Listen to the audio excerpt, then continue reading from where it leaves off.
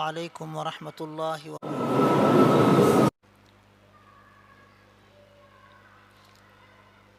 الحمد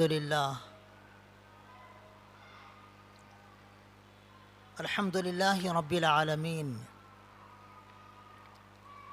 والصلاة والسلام علی سید المرسلین وعلی آلہ واصحابہ اجمعین اما بعد فاعوذ باللہ من الشیطان الرجیم بسم اللہ الرحمن الرحیم ألم تر إلى الذين أوتوا نصيبا من الكتاب يؤمنون بالجبت والطاغوت ويقولون للذين كفروا هؤلاء أهدى من الذين آمنوا سبيلا أولئك الذين لعنهم الله ومن يلعن الله فلن تجد له نصيرا أم لهم نصيب من الملك فإذا لا يؤتون الناس نقيرا أم يحسدون الناس على ما آتاهم الله من فضله فقد آتينا آل إبراهيم الكتاب والحكمة وآتيناهم ملكا عظيما فمنهم من آمن به ومنهم من صد عنه وكفى بجهنم سعيرا إن الذين كفروا بآياتنا سوف نصليهم نارا كلما نضجت جلودهم بدلناهم جلودا غيرها ليذوقوا العذاب إن الله كان عزيزا حكيما والذين آمنوا وعملوا الصالحات سندخلهم جنات تجري من تحتها الأنهار خالدين فيها أبدا لهم فيها أزواج مطهرة وندخلهم ظلا ظليلا إن الله يأمركم أن تؤدوا الأمانات إلى أهلها وإذا حكمتم بين الناس أن تحكموا بالعدل إن الله نعم ما يعظكم به إن الله كان سميعا بصيرا يا أيها الذين آمنوا أطيعوا الله وأطيعوا الرسول وأولي الأمر منكم فإن تنازعتم في شيء فردوه إلى الله والرسول إن كنتم تؤمنون بالله واليوم الآخر ذلك خير وأحسن تأويلا محترم بزرگوں، بھائیوں، دوستو، یہ 5ویں پارے کا 5واں رکوع ہے۔ اس رکوع میں اللہ پاک نے حضور اکرم صلی اللہ علیہ وسلم کے زمانے کے یہودیوں کی شرارتیں بیان کی ہیں جو انتہائی ذلیل حرکتوں کی شکل میں تھیں۔ ان پر اللہ نے لعنت کی ہے، انہیں جہنم کی وعید سنائی گئی ہے، اور وہ مسلمانوں سے حسد کرتے تھے تو اس حسد پر انہیں تنبیہ کی گئی ہے۔ پھر ایمان لانے والوں اور نیک عمل کرنے والوں کو اللہ نے جنت کی خوشخبری سنائی ہے، اور پھر اللہ نے کچھ نصیحتیں کی ہیں جن میں ایک نصیحت ہے امانت ادا کرنے کی، دوسری نصیحت ہے انصاف کرو تو عدل و انصاف کے ساتھ فیصلہ کرو، تیسری نصیحت جو رکوع کے اخیر میں اللہ پاک نے عطا فرمائی ہے وہ اسلام کے مذہبی، تمدنی اور سیاسی نظام کی بنیاد ہے۔ ترجمہ سنیے، کیا آپ نے ان لوگوں کو نہیں دیکھا جن کو کتاب الہی کے علم کا ایک حصہ دیا گیا تھا مگر وہ بتوں پر ایمان رکھتے ہیں؟ اور کافروں کے بارے میں کہتے ہیں کہ یہ لوگ ایمان لانے والوں سے زیادہ بہتر راستے پر اور ہدایت کے راستے پر ہیں۔ ان لوگوں پر اللہ نے لعنت کی ہے، اور جس پر اللہ لعنت کرے اس کے لیے تم ہرگز کوئی مددگار نہیں پاؤ گے۔ کیا ان کو حکومت میں کچھ حصہ مل گیا ہے؟ اقتدار اگر ان کو مل جاتا تو یہ تو لوگوں کو ایک تل کے برابر بھی کچھ نہ دیتے۔ یا یہ ایسی حرکتیں اس وجہ سے کر رہے ہیں کہ مسلمانوں سے ان کو حسد ہے اس بنا پر کہ اللہ نے انہیں اپنے فضل سے نواز دیا ہے۔ تو انہیں معلوم ہونا چاہیے کہ ہم نے تو ابراہیم علیہ السلام کی اعلی اولاد کو کتاب بھی دی تھی، حکمت بھی دی تھی، اور انہیں ہم نے بڑی بڑی حکومت اور سلطنت بھی دی تھی، مگر ان میں سے کچھ لوگ اس کتاب و حکمت پر ایمان لائے اور کچھ لوگ اس سے منہ موڑ لیے۔ جو لوگ منہ موڑ لیے ان کے لیے جہنم کے بھڑکتے ہوئے شعلے کافی ہیں۔ جن لوگوں نے ہماری آیتوں کا انکار کیا ہے ہم ضرور انہیں جہنم کی آگ میں جھونک دیں گے، اور جب جب ان کے جسم کی کھال آگ سے جھلس کر گل جائے گی تو ہم فوراً اس کی جگہ دوسری کھال بدل دیں گے تاکہ وہ عذاب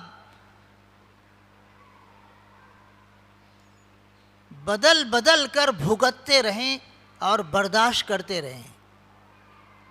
بے شک اللہ زبردست ہے، طاقت و قوت والا ہے اور حکمت والا ہے۔ اس کے برعکس جو لوگ ایمان لائے اور نیک اعمال کیے ان کو ہم جنت کے ایسے باغیچوں میں داخل کریں گے جن کے نیچے نہریں بہہ رہی ہیں، اور وہ وہاں ہمیشہ رہیں گے۔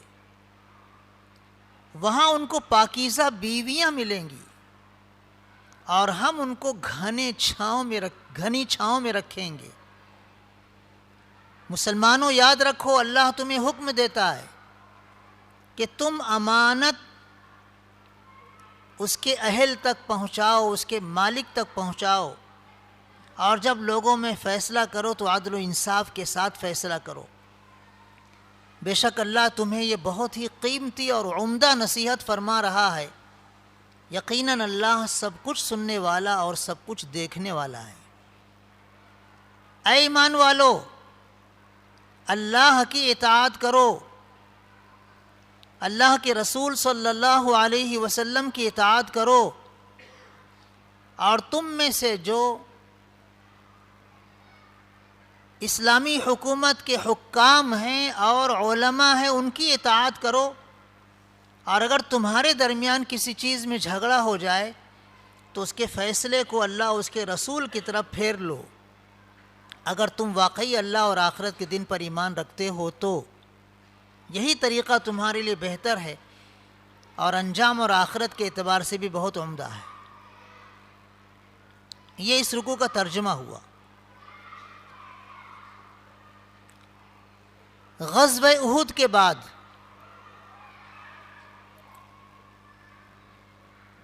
یہودیوں میں سے کعب ابن اشرف نام کا یہودی سردار اور حیی ابن اخطب نام کا یہودی سردار، یہ دونوں مکہ آئے اور مکے کے کافروں سے ملاقات کی، سرداروں سے ملاقات کی، ابو سفیان سے ملاقات کی، اور کہنے لگے کہ ہم تمہارا ساتھ دیں گے، تم اب اکٹھے ہو کر مسلمانوں پر یکبارگی حملہ کر دو، ہم تمہارا ساتھ دیں گے۔ تو مکے کے کافر سرداروں نے کہا کہ تم دھوکہ دینے والے لوگ ہو، تم پر ہم کو بھروسہ نہیں ہے، تم ہماری حمایت کا اعلان کر رہے ہو تو پہلے ہمارے بتوں کو سجدہ کرو۔ ان یہودیوں کی ذلیل حرکت دیکھو کہ ان کے بتوں کے سامنے جھک گئے، بتوں کو سجدہ کیے۔ پھر مکے کے کافر سرداروں نے کہا کہ تم اہل کتاب ہو، تم کو تو سب معلومات ہے نا، تم بتاؤ کہ ہم کفر شرک کرنے والے، بت پرستی کرنے والے زیادہ ہدایت یافتہ ہیں یا مسلمان؟ تو یہ یہودی اہل کتاب تھے، اللہ اس کے رسول کو مانتے تھے، آخرت کو مانتے تھے، کفر شرک کرنے والے نہیں تھے، لیکن مسلمانوں کی دشمنی میں اندھے ہو گئے تھے۔ انہوں نے کہا ارے تم مسلمانوں سے زیادہ سیدھے راستے پر ہو، مسلمان تو گمراہ ہیں۔ ایسی نیچ حرکت کرنے والے یہودیوں پر اللہ نے لعنت کی ہے۔ اللہ نے فرمایا کہ ان کو کتاب کے علم کا ایک حصہ دیا گیا تھا اور یہ بت پرستی کر رہے ہیں، ایمان والوں کو گمراہ کہہ رہے ہیں اور کفر شرک کرنے والوں کو زیادہ ہدایت یافتہ کہہ رہے ہیں۔ ان پر اللہ نے لعنت کی ہے، اور اللہ جس پر لعنت کر دے اس کے لیے تم ہرگز کوئی مددگار پاؤ گے نہیں۔ لعنت کا مطلب ہے اللہ کی رحمت سے دور ہو جانا۔ اللہ جس پر لعنت کرتا ہے اس کو اپنی رحمت سے دور کر دیتا ہے۔ ان پر اللہ نے لعنت کی، یعنی ان کو اپنی رحمت سے دور کر دیا، اور یہ یہودی پھر کہیں بھی پنپ نہیں سکے، نہ مدینہ منورہ میں، نہ خیبر میں، اور نہ جزیرہ عرب کے کسی علاقے میں۔ آج بھی وہ اسی حال میں ہے۔ ہاں البتہ کچھ ابتلا اور آزمائش کے طور پر اللہ نے ان کو کچھ اقتدار دے دیا ہے۔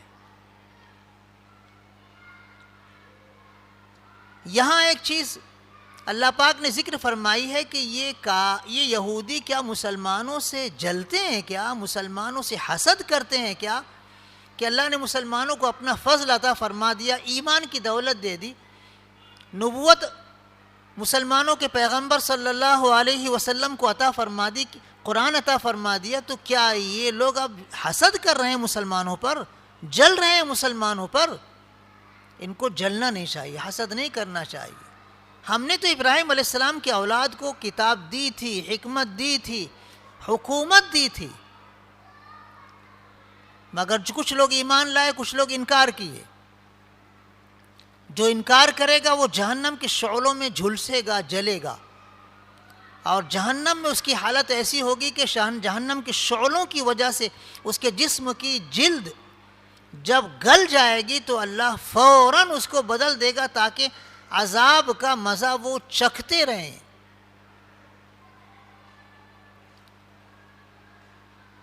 یہ جہنم کی وعید انہیں سنائی گئی کہ تم حضرت ابراہیم علیہ السلام کے جانشین نہیں ہو، تم حضرت ابراہیم علیہ السلام کے خاندان کے ہو، لیکن ایمان نہ لانے کی وجہ سے اور کفر کرنے کی وجہ سے تم اصل جانشین اب نہیں ہو، اب تو آل اسماعیل ہیں جو حضرت ابراہیم علیہ السلام کے جانشین ہیں، جن میں حضور اکرم صلی اللہ علیہ وسلم کو اللہ نے نبی آخر الزماں اور خاتم الانبیاء بنایا، اور ان کی امت کو اللہ نے وہ مقام عطا فرمایا جو تمہیں کسی اور زمانے میں حاصل تھا، امامت اور قیادت کا۔ اب تم قوموں کے امام اور قائد نہیں رہ گئے ہو، اب یہ مسلمان قوموں کے قائد رہیں گے۔ پھر مسلمانوں کی حوصلہ افزائی کی گئی ہے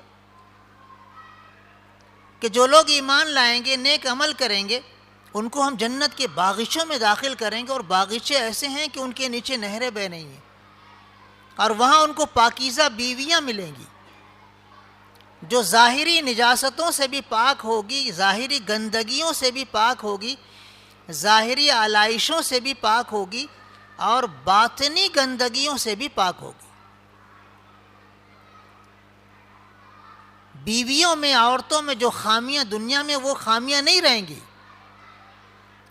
بلکہ وہ مثالی بیویاں ہوں گی جو اللہ تعالیٰ ایمان والوں کو، نیک عمل کرنے والوں کو جنت میں عطا فرمائے گا، اور ان کو گھنی چھاؤں میں اللہ جگہ دے گا۔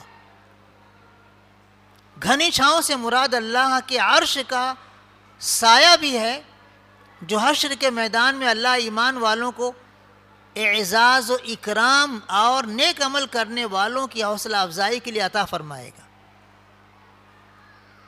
حشر کے میدان میں دھوپ ہی دھوپ ہوگی، پسینے میں لوگ نہائے ہوں گے، مگر ایمان لانے والے نیک عمل کرنے والوں کو اللہ عرش کا سایہ عطا فرمائے گا۔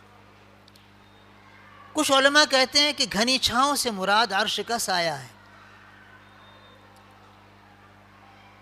کچھ علماء کہتے ہیں کہ حضور اکرم صلی اللہ علیہ وسلم نے ارشاد فرمایا ہے، بخاری شریف میں بھی موجود ہے، کہ جنت میں ایک درخت اتنا زیادہ گھنا ہے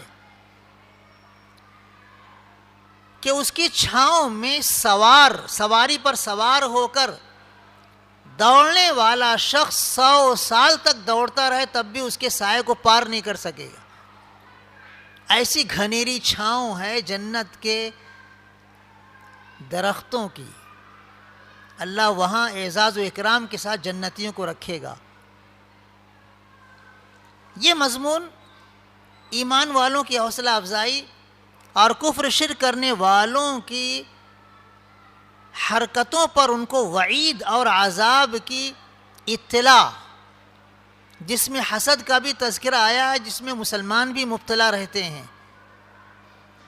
کسی کی خوبی کو دیکھ کر، کسی کی اچھائی کو دیکھ کر یہ تمنا کرنا کہ اس سے یہ خوبی ختم ہو جائے، چاہے مجھے ملے کہ نہ ملے، یہ حسد کہلاتا ہے۔ حسد کرنا حرام ہے، حرام، گناہ کبیرہ ہے۔ حضور اکرم صلی اللہ علیہ وسلم نے ارشاد فرمایا، حسد مت کیا کرو، کیونکہ حسد کرنے سے نیکیاں ایسے برباد ہو جاتی ہیں جیسے آگ کی وجہ سے لکڑی جل کر خاک ہو جاتی ہے۔ کسی کی خوبی کو دیکھ کر تمنا کرو کہ اللہ مجھے بھی یہ خوبی دے دے، لیکن اس سے وہ خوبی ضائع ہو جائے، اس کا احساس اور شعور نہیں ہونا چاہیے۔ اگر کسی کی خوبی کو دیکھ کر خود وہ خوبی حاصل کرنے کا جذبہ اپنے اندر ہو، جس کو رشک کرنا کہتے ہیں، تو یہ جائز ہے۔ لیکن کسی کی خوبی کو اس سے ختم کرنے کی تمنا کرنا یہ حرام ہے، یہ دشمنی ہے۔ اس کے بعد 2 مضمون اللہ پاک نے بیان فرمایا جو بہت اہم ہے۔ ایک مضمون ہے امانت ادا کرنے کا اور انصاف کے ساتھ فیصلہ کرنے کا۔ امانت کے لیے اللہ پاک نے جمع کا لفظ استعمال کیا ہے، ان اللہ یامرکم ان تؤدوا الامانات۔ امانتوں کو ان کے مالکوں تک، ان کے اہل تک پہنچاؤ، ادا کرو۔ اس آیت کے پس منظر میں ایک شان نزول تفسیر کی کتابوں میں آتا ہے۔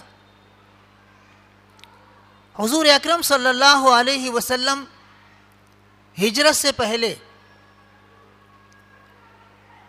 خانہ کعبہ میں داخل ہونا چاہتے تھے۔ خانہ کعبہ کے دروازے کو کھول کر اس کے اندر داخل ہونا چاہتے تھے۔ چابی تھی عثمان ابن طلحہ نامی شخص کے پاس۔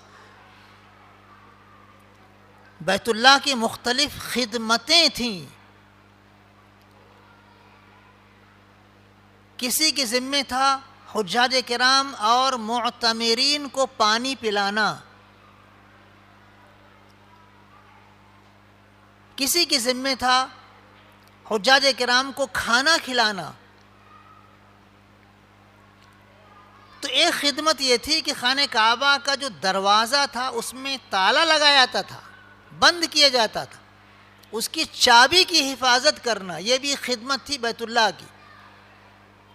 اور حضور اکرم صلی اللہ علیہ وسلم کے زمانے میں خانہ کعبہ کی چابی عثمان ابن طلحہ نامی شخص کے پاس رہتی تھی۔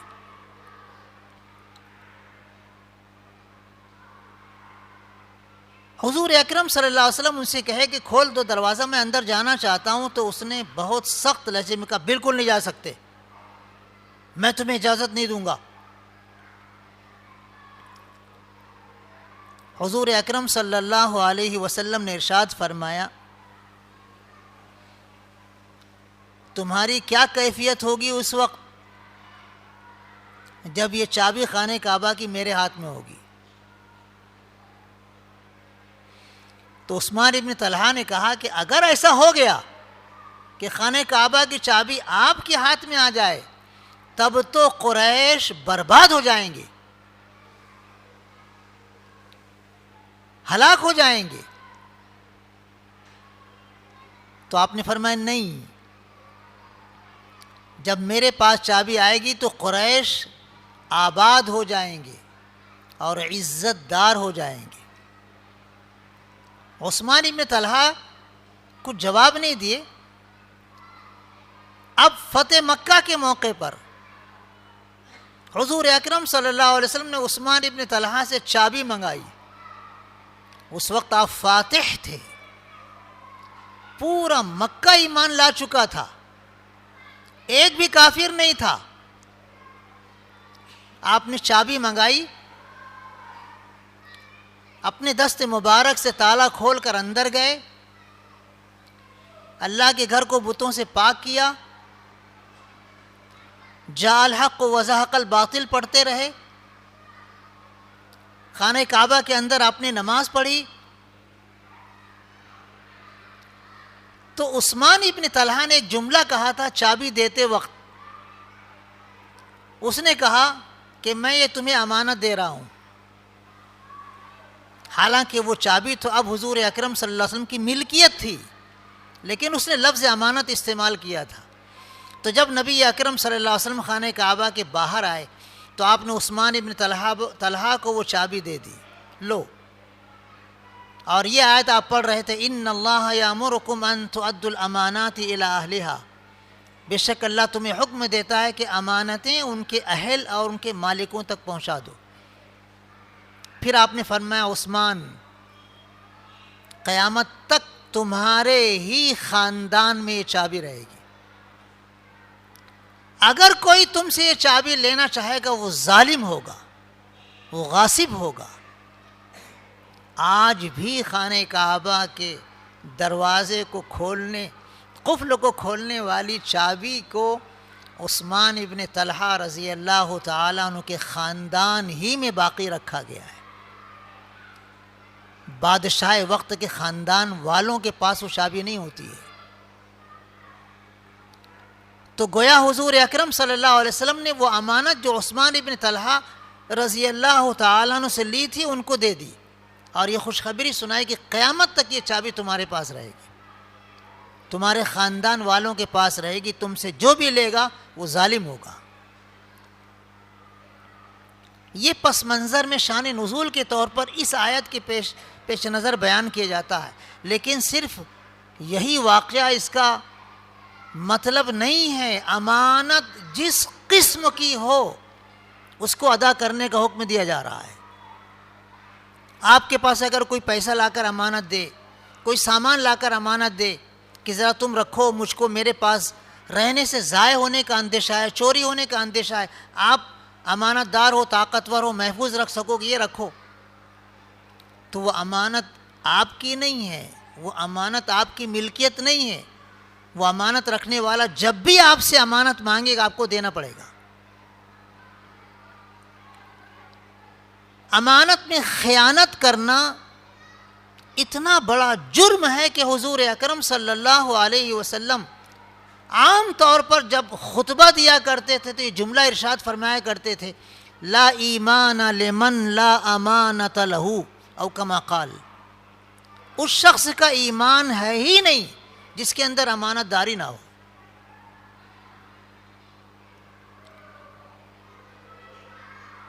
ایسے ہی عہدہ، کوئی پوسٹ، کوئی منصب اگر کسی کو دینا ہو تو یہ بھی ایک امانت ہے۔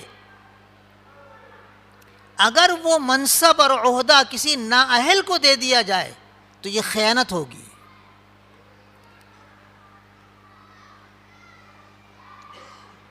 حضور اکرم صلی اللہ علیہ وسلم سے ایک شخص نے کہا کہ اللہ کے رسول قیامت کب آئے گی؟ تو آپ نے فرمایا جب عہدہ نااہل کو دے دیا جائے گا تو قیامت آ جائے گی۔ عمومی شکل میں اگر یہ صورتحال پیدا ہو گئی کہ عہدے نااہلوں کو دیے جا رہے ہوں تو یہ سمجھ لو قیامت قریب ہے، بالکل قریب ہے۔ عہدے اور منصب اہل کو دینا چاہیے، نااہل کو نہیں دینا چاہیے۔ سفارش کی بنیاد پر، تعلقات کی بنیاد پر، خاندان کی بنیاد پر، ڈونیشن کی بنیاد پر عہدے دینا خیانت ہے۔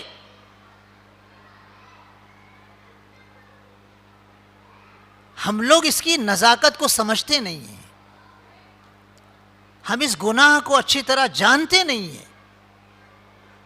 ہم دنیا کی لالچ میں عہدے نااہلوں کو دے دیتے ہیں، جس سے نظام اتنا زیادہ خلل انداز ہو رہا ہے کہ امیدیں ختم ہو رہی ہیں، باصلاحیت افراد کو موقع نہیں مل رہا ہے، اور بے صلاحیت افراد آگے آ کر ذمہ داری نبھا رہے ہیں، جس سے کام خراب ہو رہا ہے۔ امانت کا خیال رکھنا بہت ضروری ہے۔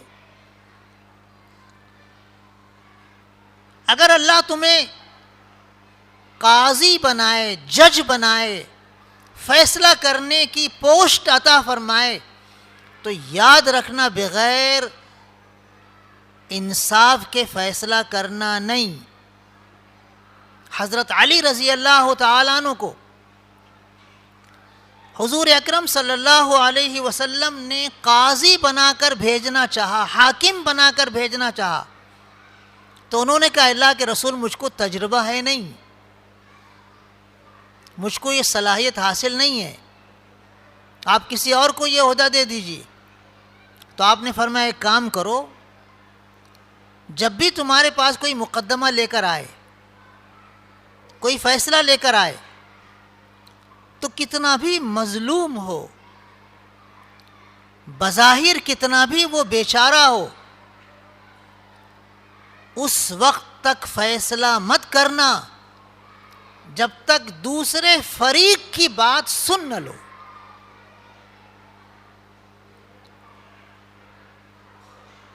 ایک بہت بڑے بزرگ کا قول ہے کہ اگر تمہارے پاس ایک آدمی آیا ہے اس حال میں کہ اس کی ایک آنکھ پھوٹی ہوئی ہے، خون بہ رہا ہے، اور وہ کہہ رہا فلاں آدمی نے میری آنکھ پھوڑ دی ہے، تو اس کی حالت زار کو دیکھ کر طیش میں آ کر جلد بازی سے فیصلہ کر مت دینا۔ پہلے تحقیق کر لینا کہ جس کے بارے میں یہ بول رہا ہے کہ اس نے آنکھ پھوڑی ہے، اس کو بلا کر دیکھ لینا کہ اس نے کیا اس پر ظلم کیا ہے۔ کہیں ایسا تو نہیں کہ اس نے اس کی دونوں آنکھ پھوڑ دیا ہو اور اس نے جوابی کارروائی کے طور پر اس کی ایک آنکھ پھوڑی ہو۔ یہ آپ نے نصیحت فرمائی حضرت علی رضی اللہ تعالیٰ عنہ کو کہ جب بھی فیصلہ کرنا ہو تو فریقین کے مقدمات کو غور سے سننا، صرف ایک فریق کی بات پر یقین مت کرنا، فیصلہ تمہارا صحیح رہے گا۔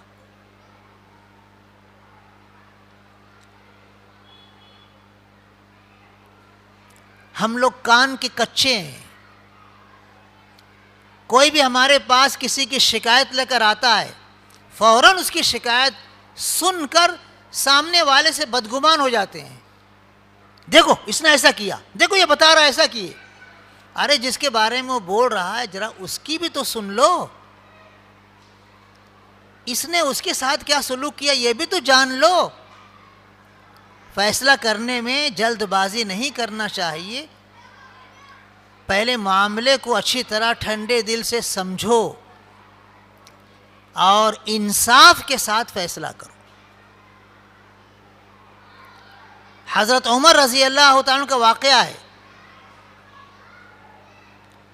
ان کے پاس ایک مسلمان نے مقدمہ پیش کیا اور دعویٰ کیا کہ میرا یہ مقدمہ ہے ایک یہودی کے خلاف۔ اس یہودی کو حضرت عمر رضی اللہ تعالیٰ نے بلایا، پوچھا اس سے، تو اس یہودی نے پوری صورتحال بیان کر دی، صحیح جس کی روشنی میں ثابت ہو رہا تھا کہ یہ مسلمان غلط بیانی سے کام لے رہا ہے، جھوٹ بول رہا ہے۔ تو حضرت عمر رضی اللہ تعالیٰ نے مقدمے کی صورتحال کو اچھی طرح جانچنے کے بعد یہودی کے حق میں فیصلہ کر دیا. تو اس یہودی نے کہا اے امیر المومنین، توریت میں یہ لکھا ہوا ہے کہ جب حاکم صحیح فیصلہ کرتا ہے، انصاف کے ساتھ فیصلہ کرتا ہے تو اللہ کی مدد اس کے ساتھ رہتی ہے، فرشتے اس کے ساتھ رہتے ہیں. بارہا ایسا ہوا ہے اسلامی تاریخ میں کہ جو اسلام کے ماننے والے ہیں وہ جھوٹے ثابت ہوئے ہیں مکاری کی وجہ سے، اور جو اسلام کے خلاف تھے وہ سچے ثابت ہوئے ہیں سیدھے ہونے کی وجہ سے. ہوتا ہے مقدمہ کبھی کبھی اس طرح کا بھی. اس لیے فیصلہ کرنے والوں کو فیصلہ انصاف کے ساتھ کرنا چاہیے، منہ دیکھ کر نہیں کرنا چاہیے. پھر رکوع کے آخر میں اللہ پاک نے وہ نظام، بنیادی نظام بیان فرمایا جو اسلام کا تمدنی، مذہبی اور سیاسی نظام کی بنیاد ہے. اللہ پاک نے فرمایا ایمان والو اللہ کی اطاعت کرو. سب سے پہلے اللہ کی اطاعت کا حکم ہے، اس لیے کہ اللہ ہی حاکم مطلق ہے، حاکم اعلی ہے. اس کی اطاعت کے بغیر کوئی ایمان والا مانا نہیں جائے گا. اللہ کی اطاعت کرو. پھر دوسرے نمبر پر اللہ پاک نے فرمایا وَأَطِيعُوا الرَّسُولَ، اور اللہ کے رسول صلی اللہ علیہ وسلم کی اطاعت کرو. حضور اکرم صلی اللہ علیہ وسلم کا کہنا ماننا، آپ کی اطاعت کرنا، یہ دراصل اللہ ہی کی اطاعت ہے. حضور اکرم صلی اللہ علیہ وسلم کا ارشاد صحیح روایتوں میں موجود ہے، جس نے میری اطاعت کی اس نے اللہ کی اطاعت کی، اور جس نے میری نافرمانی کی اس نے اللہ کی نافرمانی کی. تیسرے نمبر پر وَأُولِي الْأَمْرِ مِنْكُمْ کا لفظ ہے کہ تم میں جو اسلامی حکومت کے حاکم ہیں اور جو علماء ہیں ان کی اطاعت کرو. اور پھر اگر تمہارے درمیان جھگڑا ہو، لڑائی ہو، اختلاف ہو تو تمہارے فیصلے کو کہاں لے جاؤ؟ اللہ اس کے رسول کی بارگاہ میں. قرآن میں دیکھو، حدیث میں دیکھو تمہارے مقدمے کا کیا حل ہے. ان دونوں کی روشنی میں علماء، مفتیان کرام، حکام غور و خوض کر کے فیصلہ کریں. اگر تم واقعی ایمان والے ہو اللہ اور آخرت کے دن پر تو ہمارے سامنے سب سے پہلے اللہ کا حکم، اس کے بعد اللہ کے رسول صلی اللہ علیہ وسلم کا حکم رہنا چاہیے. کوئی بھی مسئلہ ہمارے سامنے آئے ہمیں دیکھیں کہ قرآن میں اللہ کا کیا فیصلہ ہے، کیا حکم ہے، کیا فرمان ہے. اللہ کے رسول صلی اللہ علیہ وسلم کی حدیثوں میں حضور اکرم صلی اللہ علیہ وسلم کا کیا ارشاد ہے. اگر صراحتاً قرآن میں یا حدیث میں ہمارے مسئلے کا حل ہے تو پھر کسی اور جگہ جانے کی ضرورت نہیں. یاد رکھنا بہت سارے لوگ یہ غلطی کرتے ہیں کہ قرآن و حدیث میں ان کے مسئلے کا حل ہوتا ہے لیکن اپنے دنیاوی مفاد کی خاطر صاف کہتے ہیں نہیں، ہم کو یہ فیصلہ قبول نہیں ہے. نعوذ باللہ من ذالک. اللہ اس کے رسول کے فیصلے کو اگر کوئی نامنظور کرتا ہے تو اس کا ایمان خطرے میں ہے. ہم کو چاہیے کہ قرآن و حدیث کو اپنی نگاہوں میں رکھیں، اپنے سامنے رکھیں، اپنے مسائل کا حل قرآن و حدیث میں تلاش کریں، علماء سے معلوم کریں، مفتیان کرام سے معلوم کریں. اور اگر ہمارے بارے میں کوئی فیصلہ قرآن و حدیث کی روشنی میں سامنے آتا ہے تو اسے قبول کر لیں. وراثت ہی کا معاملہ لے لو، اگر بھائی بہن آ کر تمہارے سامنے مقدمہ پیش کرتے ہیں، بھائی بھائی آ کر مقدمہ پیش کرتے ہیں، تو قرآن و حدیث میں اگر اس وراثت کے مسئلے کا حل اور مسئلے کی تدبیر موجود ہے تو اسے چاہے تمہارے خلاف ہو، چاہے اس میں تمہارا نقصان ہو رہا ہو، فوراً قبول کر لو. قبول نہیں کرو گے تو ایمان خطرے میں ہوگا، آخرت کی ناکامی ممکن ہو جائے گی. زندگی کتنے دنوں کی ہے؟ چند سالوں کی ہے بس، اور یہ سال بھی ایسے گزر جائیں گے جیسے ہم نے آنکھ بند کی اور کچھ خواب دیکھے۔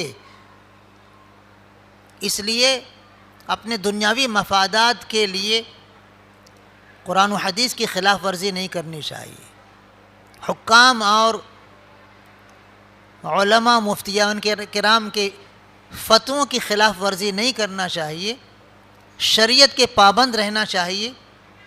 اللہ پاک ہم سب کو اس ملک میں خاص طور پر اور پورے عالم کے مسلمانوں کو عام طور پر شان و شوکت عطا فرمائے، عزت و غلبہ عطا فرمائے، اور اللہ پاک اپنی حفاظت و نصرت ایمان والوں کے ساتھ شامل فرمائے۔